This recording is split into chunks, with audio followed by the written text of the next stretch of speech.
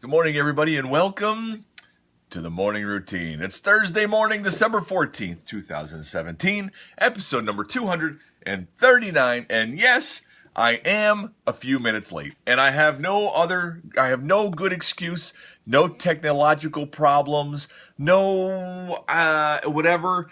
I absolutely 100% shut my alarm off and woke up a little bit tardy. And yes, today I have the JTI, Johnson Technical Institute, which doesn't even exist anymore, college mug, and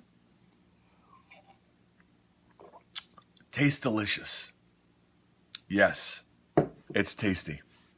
But it's water because I didn't have time to make my coffee. Actually, I did have time. It's upstairs. I put on a timer and I just ran right past the coffee mug or coffee maker to get down here to be with you. So good morning, everybody. I hope everybody's doing fantastic. And we're off and running. It is Thursday morning. I can't even believe it. The week is like we're on the, is it the downhill side or the uphill side? I can't figure it out. I guess the downhill side, right? Like, because if Wednesday is a hump, that would signify going down after that, but down is such a negative term. I'm like, we're on the way home. We're on the upway. I don't know. We're doing something, so that's what we're doing. But anyways, I hope everybody's Wednesday was fantastic. Had an idea yesterday talking with my peeps last night that I hang out with every Wednesday night. And yesterday I shared about being in Starbucks and not knowing what to do when I had to use the bathroom. I had all my stuff open. I had multiple people who saw me yesterday come up to me and say, this is what I would do. But everybody was afraid to comment, openly. But everybody told me exactly what they would do. And it sounds like the majority of people said that they would leave their stuff there on the table, that they would have no problem walking away from it. So I think, we were talking about this, that it's time to go down there with the camera and it's time to do a social study and have 3 active participants, 1 person with the camera hidden in the corner, 1 person sitting with their laptop open and doing some work, and then 1 person who is just hanging out in another place, drink a cup of coffee. And when the person gets up with the computer and goes to the bathroom, the other one goes and closes up the computer and walks at the door, and we see, does anybody there do anything or not? And then we would know, is it safe to leave your computer or not? So I don't know. We'll see if this actually happens. I think it's a great idea, and I think we should do it. So, hey, on to more exciting, huge, big news, guys. This is big. After much work, many late nights, hard, tedious it's really not hard, tedious, bone-sticking work. But anyways, our new website is live. It is open right now. All new episodes will be being posted to our new home at, are you ready? themorningroutine.live. As in, we're live. Here we go. So themorningroutine.live is the new home for all episodes, The Morning Routine, information about the show, all the links. I will be uploading all of the old episodes onto there. That will take some time, guys. There is a search bar on every page, so you can actually type in an episode number. You can type in a date. You could type in a keyword from a story that didn't we talk about this some time ago, and type in a keyword, and it will be able to search everything and pull it up. And it's going to be awesome. So it will take me some time to upload all of the old episodes. Right now, I think I have the last 6 or 8 episodes on there. And I will be putting the rest on there. So that will be our new home, themorningroutine.live. Very, very cool. I'm very excited. And I think it came out, I don't know, I think it looks really cool. So you'll have to go check it out. The main page, the home page, I tried something that I never tried before. It's got like a little video in the background instead of a stagnant picture like most websites have. So, I tried some new things. So you check it out. Let me know your thoughts. See if you like it. And if you don't, well, listen, I'm open to, ideas. If something you think would be helpful, just let me know. And we certainly will get to work and see if I can provide that for you. So, very good. Let's move and let's do some stories here this morning. So today's stories. The first story I have today is about the Happiness Fund. Yes, this sounds like everybody should have a happiness fund. Well, South Korea has a happiness fund. South Korea is to write off the debts of as many as 1.6 million people in a move designed to ease the financial burden on low-income families. Isn't that amazing that a country's open to certain Koreans who have struggled to repay debts of less than 10,000 won, 10,000 M. M, is it won there or pound? I don't even know what money they use. Anyways, it's around $9,000.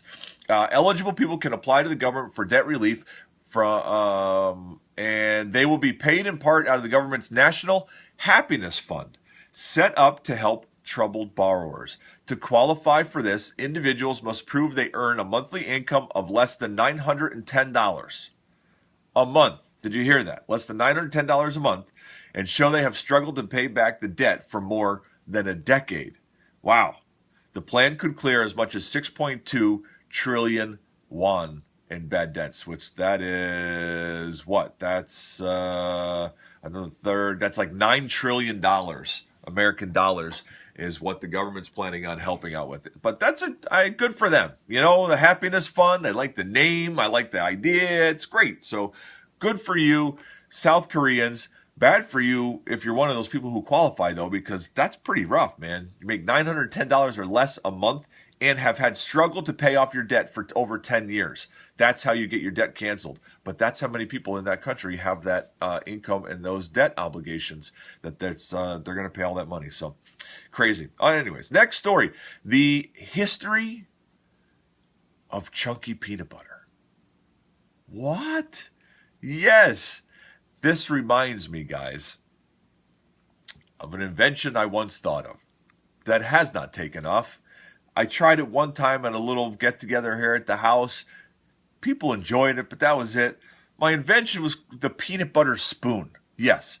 So people at their homes go to the peanut butter jar, and I don't do this, but I know lots of people who do this, and they'll take a spoon and they'll stick it in, take a glob, walk away, and that's their snack, and they're eating a spoonful of peanut butter.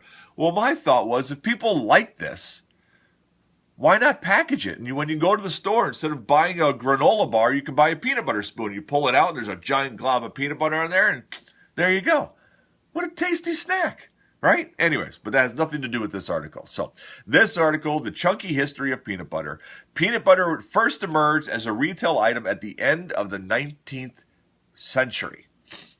It was transformed into a billion-dollar business in the middle of the 20th century. Cheap and nutritious, it's the perfect food for hard times. The 21st century has also seen the increasing popularity and availability of alternatives to peanut butters. Big three, Jif, Skippy, and Peter Pan. Now everybody's into the artisan stuff, the fresh stuff, the stuff that separates in the jar and looks all kinds of weird stuff, but it's good for you stuff. Yeah. So, but anyways, peanut butter originated as a health food of the upper class. Interesting.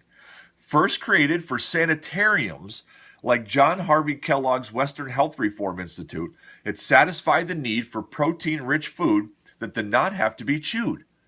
Wealthy guests at those institutions popularized it among the well-heeled people. Isn't that neat? Then George Bale, a St. Louis businessman who in 1894 became the first to produce and sell it as a snack food in 1894. Peanut butter was featured at the 1904 World's Fair in St. Louis, and soon thereafter, Beechnut and Heinz introduced it nationally. By 1907, 3 years after the World's Fair, 34 million pounds of peanut butter were produced, up from 2 million in 1899. Isn't that fascinating? I love it. Peanut butter did not travel well. Was mostly produced for regional markets because it was, remember how it would separate, like I was talking before, the fresh stuff still separates. Well, then they developed hydrogenation in the 1920s, and that led directly to the industrialization of peanut butter production, because once they figured out how to do a hydrogenated stuff, now stuff would hold forever. They could mass produce it, store it in warehouses, ship it all over the world, and peanut butter has gone crazy since then. So that is a quick history. There is a lot more detail in there. All you got to do is go where? That's right, the new website. Go to themorningroutine.live. click on episodes, and you'll see today's episode right there. So you'll have a better history. You can read the entire article on it. So last story I have for you. This is amazing. That's all I have to say. I mean, whoever came up with this idea needs to have like the biggest hug and the biggest "you're awesome" ever. This is fantastic. Listen to this. The Iowa Hawkeyes football team, okay, it's a college, Iowa Hawkeye Wave. The Iowa football's Hawkeye Wave will be honored with a National Spirit Award. Now, what is that? This is amazing.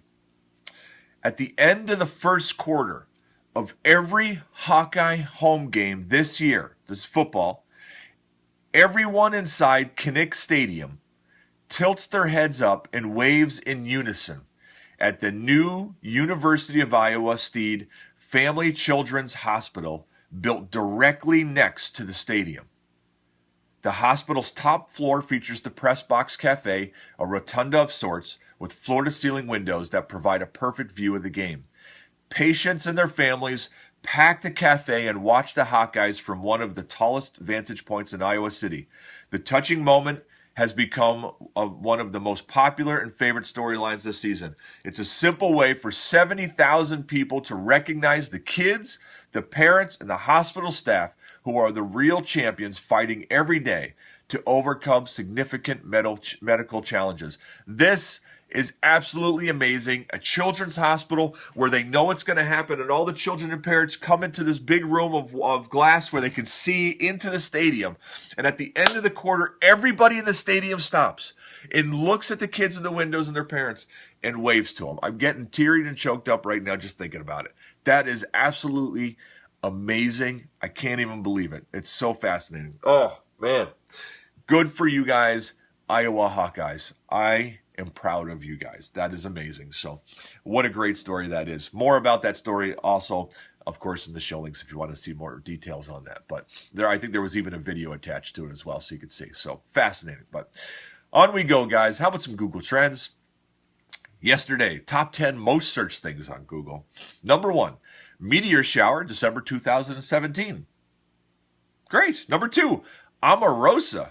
Omarosa is ranking number 2. You remember Omarosa from, she might have been season 1, I think, on what's the show with Donald Trump? The Apprentice. Yes, Omarosa. She was like she was like a villain almost on that season. They actually named a tomato after her, just so you know. She was a spokesperson for a vegetable company promoting a tomato. This is years ago. So I saw her at a produce convention once. Number 3, Frida. I don't know who that is. Number 4, John McCain. Number 5, Caitlin McHugh. Number 6, Breitbart. Number 7 is Tavis Smiley. Number 8 is Real Madrid, the soccer team. Number 9, Dan Johnson. And number 10, tax reform. They're pushing on that tax reform, trying to get that done by the end of the year. We'll see if they actually get it done. So let's move on. Let's see what news is trending this morning. Top of the list, we have Dan Johnson. Kentucky lawmaker commits suicide after denying sexual allegations. This is just getting ugly. I'm telling you. Nothing good comes from being inappropriate to another person. Next, we have PBS suspends host Tavis Smiley. There you go, amid more allegations. Then we have Brexit. Tory Brexit rebels inflict major defeat on Theresa May. Wow, that was harder than I thought it should be to read. Okay, next we have Pennsylvania State University. 2 have been shot at Penn State Beaver campus. What the heck is going on, man? Then we got Janet Yellen. Fed Chief Yellen says Bitcoin is a highly speculative asset. I agree. After that, Senate special election Alabama. Alabama senator relieved more lost Senate race. Then we have Rod Rosenstein. Rod Rosenstein, Deputy Attorney General, sees no reason to dismiss Robert Mueller. Then we have Tina Smith, Minnesota Lieutenant Government, to replace Frank and run for seat in 2018. That's in Minnesota. And last but not least, Target to buy shipped for $550 million and challenge to Amazon. Good luck, Target. I hope it helps you. I highly doubt that it will. But hey, keep fighting. Amazon's a big one. They're going to be hard to catch up. So anyways, there was on the news yesterday about how all the packages are backing up at UPS because the online shopping has been so big that UPS did not plan for the exponential growth. They planned for some growth, but not exponential growth. So hopefully, they said yesterday, if you didn't order it by today or yesterday, it might not make it there in time. So I don't know. Good luck. But so on we go to a passage of wisdom. We slow this down just a little bit. Today's passage of wisdom is one verse. One verse. And it's very simple.